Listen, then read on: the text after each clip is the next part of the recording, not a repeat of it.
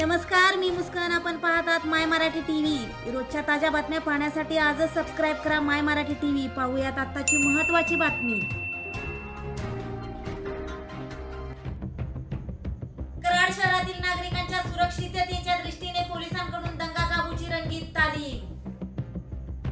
सध्या महाराष्ट्रामध्ये कोणत्या ना कोणत्या ठिकाणी आपणास मीडियामधून आंदोलने, मोर्चे तसेच धार्मिक तेढ निर्माण करून जातीय दंगल घडवण्याचे प्रकार पाहावयास मिळत असून यामध्ये सुशिक्षित व संवेदनशील लोकांना विनाकारण त्रास होताना दिसतो.